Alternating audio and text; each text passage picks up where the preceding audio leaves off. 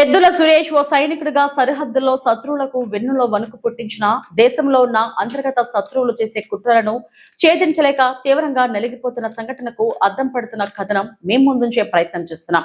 సైనికుడిగా 24 సంవత్సరాలు పదవులు నిర్వహించి పదవి విరమణ తర్వాత సొంత ఊరిలో స్థిరపడాలన్న ఆకాంక్షతో సింగనమల మండల కేంద్రంలో వ్యవసాయ భూమి కొనుగోలు చేసి బోరు విద్యుత్ వంటి అనేక సౌకర్యాలతో స్థిరపడాలనుకున్నారు. అయితే స్థానికంగా ఉన్న గోగులు ఆంజనేయులు అధికారులను, పోలీసులను, రెవెన్యూ, చివరికి జిల్లా కలెక్టర్, జాయింట్ కలెక్టర్ ను సైతం తప్పుదో పట్టించి మాజీ సైనికుడైన ఎద్దుల సురేష్ కు అడుగడుగున అడ్డంకులు సృష్టించాడు. వ్యవసాయ పొలానికి బోరు వేసుకోవాలన్నా, విద్యుత్ సదుపాయం కల్పించుకోవాలన్నా వివిధ శాఖల అధికారులను గోగుల ఆంజనేయులు బెదిరించి మాజీ సైనికుడికి ఎలాంటి సహాయం అందకుండా 3 సంవత్సరాలు కాలయాపన సాగించాడు.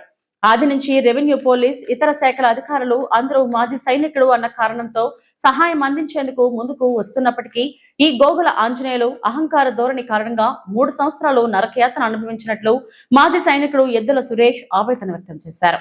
తనకు జరిగిన అన్యాయం మరొకరికి పునరావృతం కాకుండా బెదిరించి బ్లాక్ మెయిల్ చేస్తూ కాలం గడుపుతున్న గోగుల ఆంజనేయులపై కఠిన చర్యలు తీసుకోవాలని, శిక్షించాలని ఎద్దుల సురేష్ డిమాండ్ చేశారు.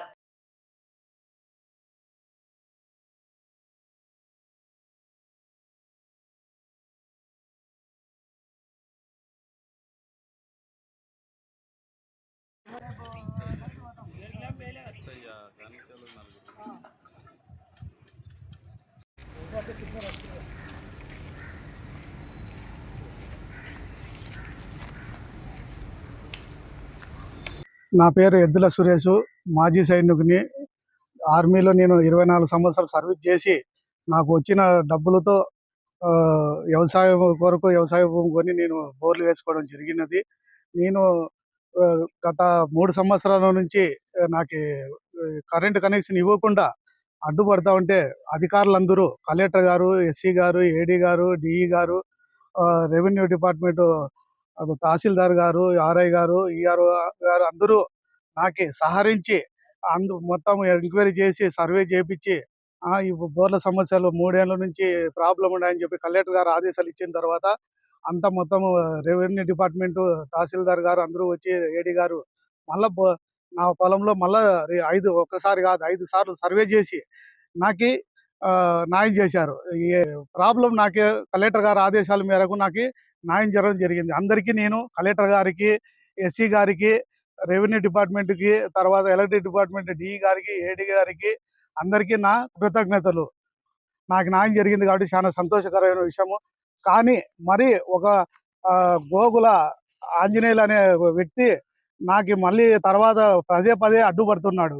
ఎన్ఓసి ఇచ్చిన బోర్లకి అంతా సర్వే చేసి న్యాయం చేసిన తర్వాత కూడా మళ్ళీ అధికారులను భయపడించడము, వాళ్ళని భయభ్రాంతకు గురి చేయడము, ఆయన ఒక వికలాంగుడు అని చెప్పి ప్రతిసారి ఏడీ గారిని, ఎస్సీ గారిని, మళ్ళీ ఎంఆర్ఓ గారిని, ప్రతి డిపార్ట్మెంట్లోని అందరినీ ప్రతి ఒక్కరిని కూడా ఆయన భయపడించడము, ఇలా చేయడము, ఇలా ప్రతిసారి బ్లాక్మెయిల్ చేయడము ఇదే జరుగుతుంది.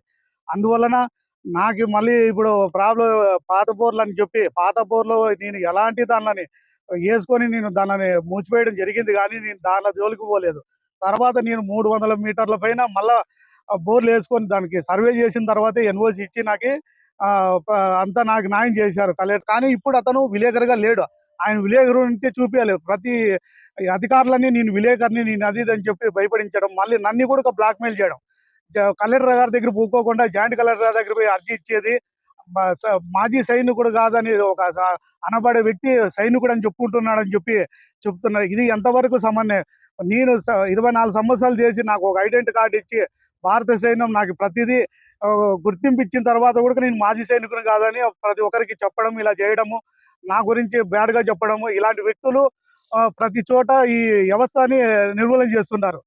ఇలాంటి వాళ్ళ మీద కఠిన చర్యలు తీసుకోవాలని పోలీస్ డిపార్ట్మెంట్ గారికి, తర్వాత కలెక్టర్ గారికి, తర్వాత అధికారులు అంత అధికారులకు అందరికీ ప్రతి ఒక్కరికి కోరుతున్నాను. ఇదే ఇలాంటి వ్యక్తులు ఇంకొకరికి మా సింగనమల నియోజకవర్గంలో అందరినీ భయపడించుకుంటా చేసుకుంటా, తర్వాత మళ్ళా ఏడీ గారిని, ఎస్సీ గారిని, వాళ్ళని ఏఈ గారిని అందరినీ కోర్టు పోతాం, మీ కథ చూస్తా, అది ఇదని వాళ్ళు కూడా కథ చెప్తున్నారు. మీరు కోర్టుకి వెళ్ళండి, నేనేం కాదని లేదు. మీ దగ్గర ఏదైనా ఎవిడెన్స్ ఉంటే తీసుకొని వెళ్ళండి. ఎవిడెన్స్ ఉంటే మీరు తీసుకొని వెళ్ళండి, మీకేం ప్రాబ్లం లేదు. మీది ఆయన జెన్యూన్ ఉంది, మేము చెక్ చేసి అందరూ కలెక్టర్ గారి ఆదేశాల మేరకే మేము ఆయనకి కనెక్షన్ ఇవ్వడం జరిగింది.